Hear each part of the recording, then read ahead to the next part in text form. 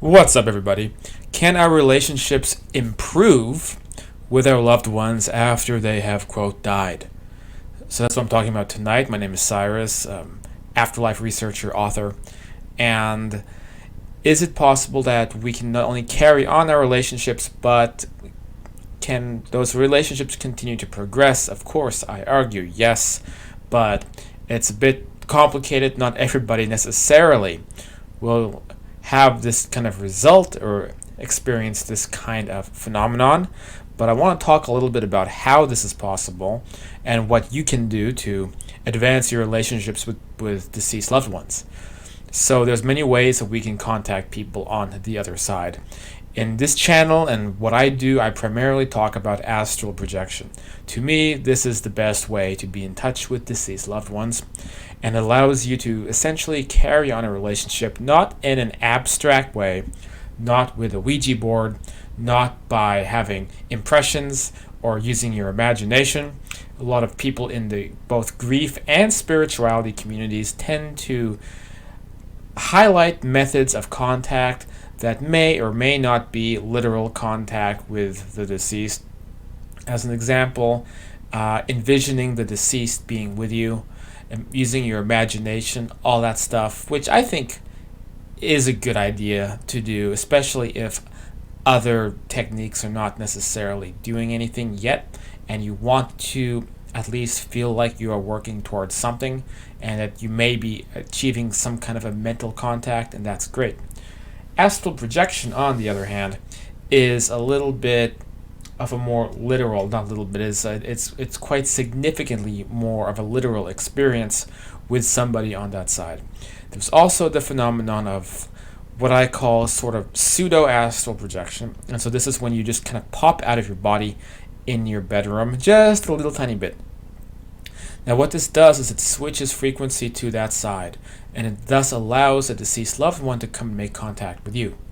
So this is something that's happened to me. I've experienced this with more than one person, and very much as a facilitated type of event. So even without you knowing about it, you may have on the astral side scheduled to have this experience, or they may be essentially monitoring you, knowing that you may have a kind of quasi out-of-body experience, and use that as an opportunity to come down into your room and make a visit.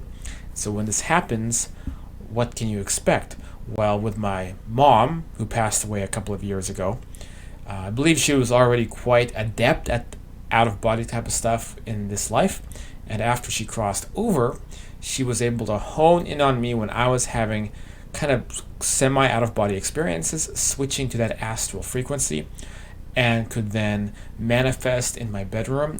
And these were not abstract experiences. It was literally, she would appear by my bedside and say, "Hey Cyrus, I'm here. Can you hear me? Hello?" And then I'd get up out of bed just ever so slightly, but I'm in my astral body.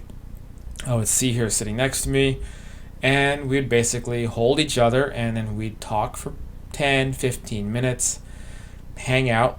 And this happened on a number of occasions, and so we could talk about anything. At the time, my dad, who is also deceased, was drinking heavily and very self-destructive, and so we talk about him a lot. She would talk about how she was going to step up her attempts to contact and communicate with him as a way to hopefully help him in some way, because he was at that time, very self-destructive. He always was very self-destructive, but when he was left alone with just alcohol, it was really bad. And so she followed up with this and began contacting him and appearing to him and having all kinds of after-death contact with him. And then my dad would call me and say, "You won't believe what happened. I saw your mom pop in today." And I'd be like, "What was she wearing?" And he'd be like, it was like a plaid dress." I'm like, "Yep, it's the same plaid dress I saw her wearing when I talked to her yesterday morning."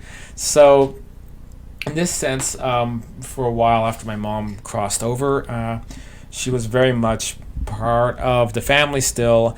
I was still talking to her in a literal way, including through a kind of verbal communication on a semi-regular basis, and she was going to see my father on a semi-regular basis. And so this was very much a real experience. Again, it's not dreamlike. If you can have these astral experiences, then it is, again, the best word to use is literal. So not metaphorical, not abstract, not dreamlike, not uncertain, but real experiences.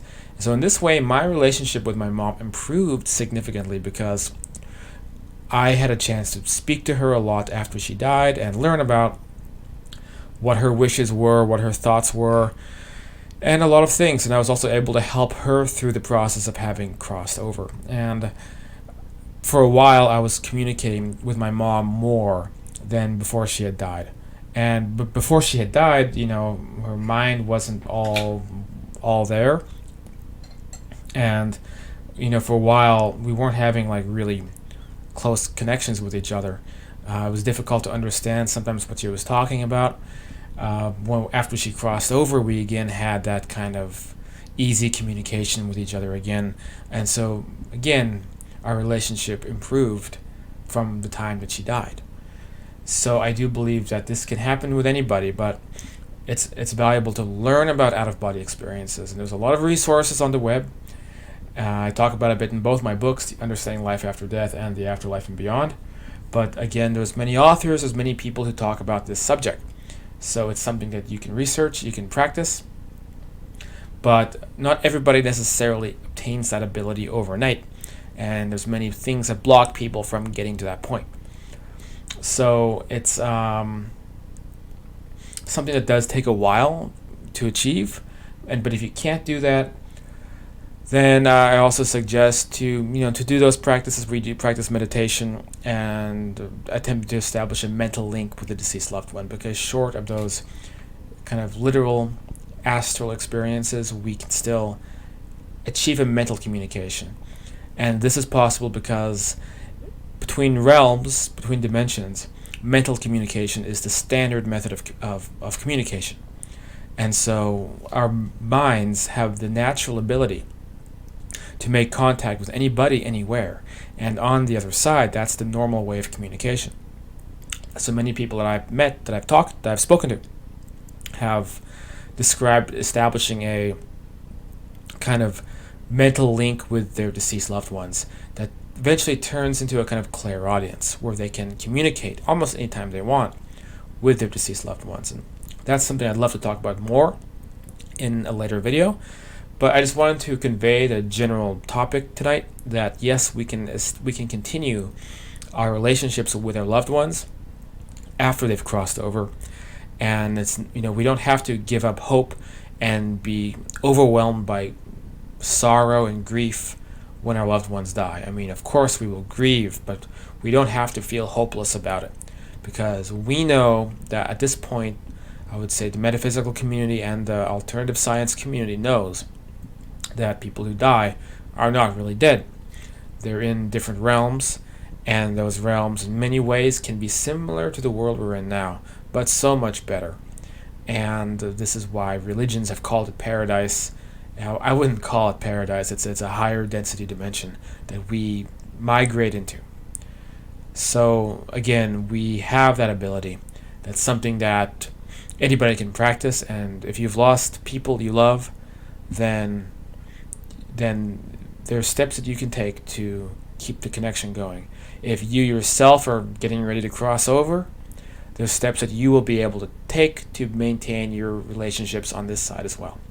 Alright, this is Cyrus. If you like what I had to say, please hit subscribe. It's the only way you can keep this channel going. Without the subscriptions, YouTube will not recommend my video to people.